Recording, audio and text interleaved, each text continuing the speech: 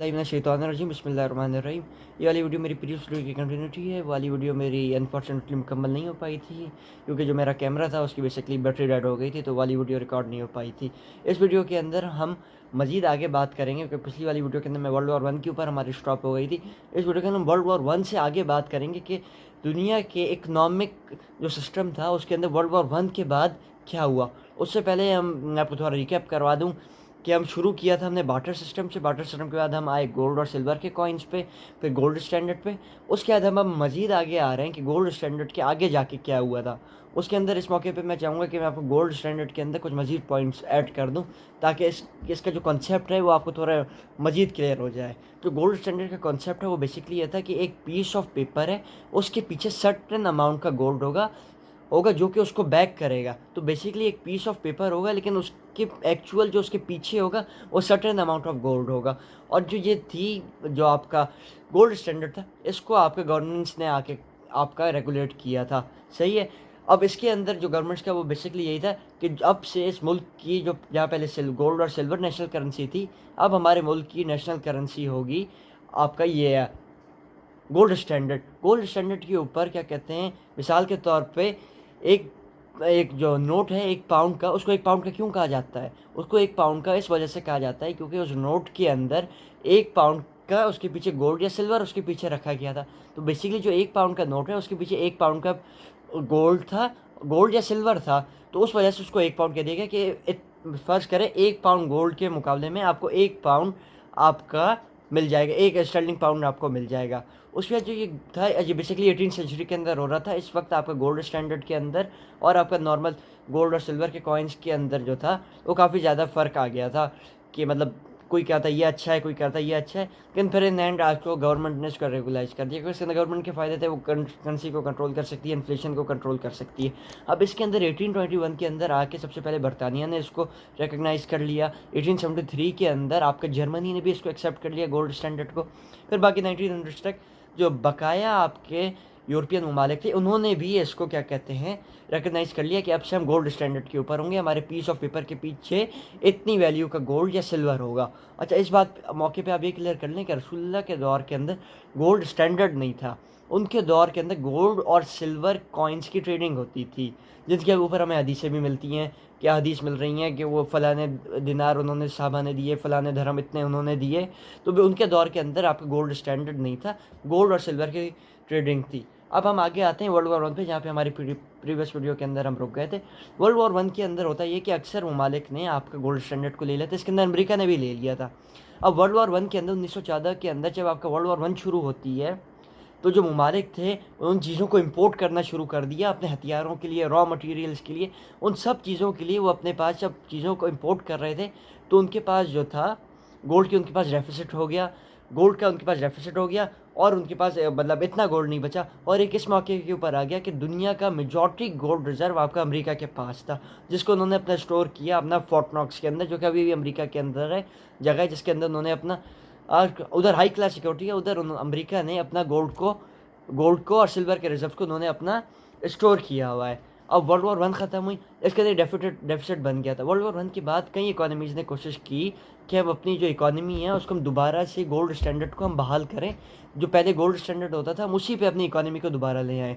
लेकिन ये इतना एफिशिएंटली हुआ नहीं और इसकी वजह सबसे ज़्यादा काली जब लगी वो ये लगी कि 1929 के अंदर स्टॉक मार्केट कोलैप्स हो गया।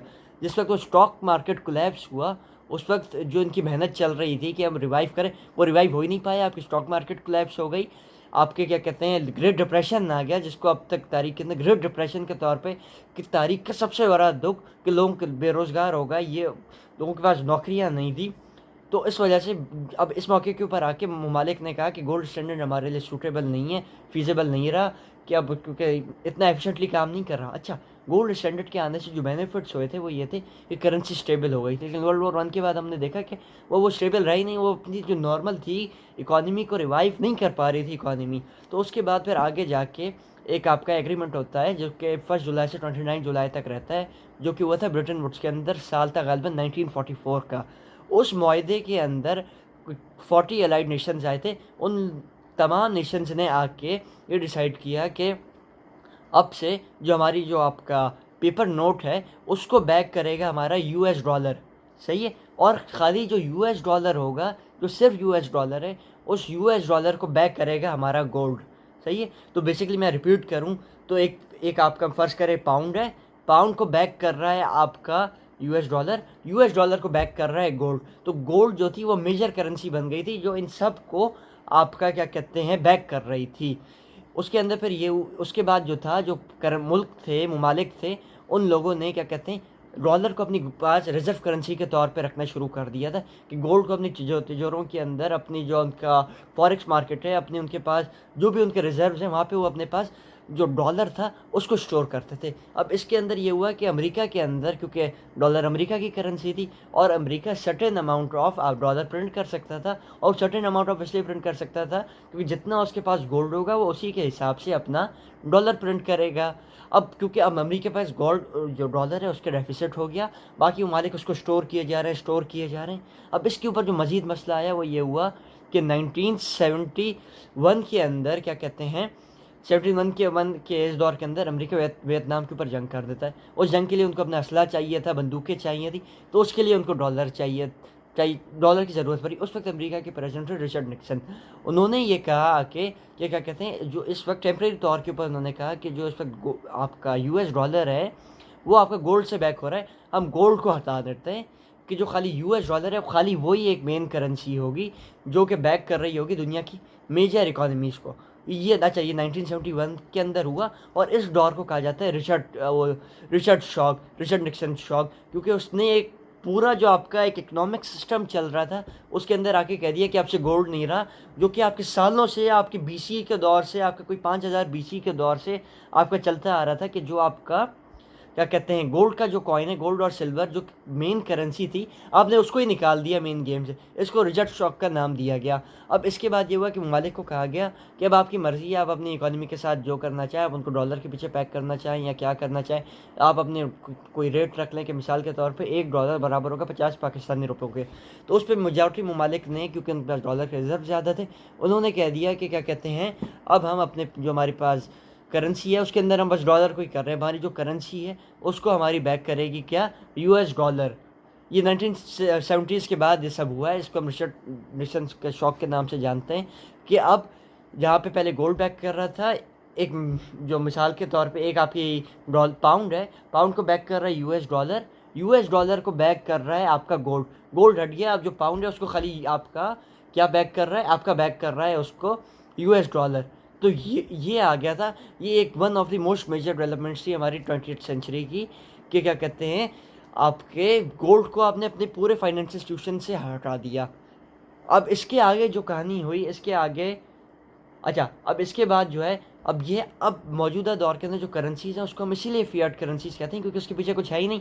एक क्या कहते हैं डॉलर है, पे कागज़ है, उसके पीछे उसकी जो कागज़ की जो वैल्यू है, जो डॉलर की वैल्यू, वो वैल्यू इसलिए क्योंकि आपको यकीन है कि उसके पीछे इतनी वैल्यू है। आपको यकीन है कि अगर मैं $1 को इस वक्त मार्केट में लेके जाता हूँ तो उसके बदले मुझे ₹250 मिलेंगे। आप ना माने, आपको कोई नहीं देगा, क्योंकि अब कलेक्टिव हमारा भरोसा हो गया कि $1 की कीमत ₹250 हो गई। इस वजह से क्या कहते हैं उसकी कीमत ऊपर हो गई है आपके डॉलर की।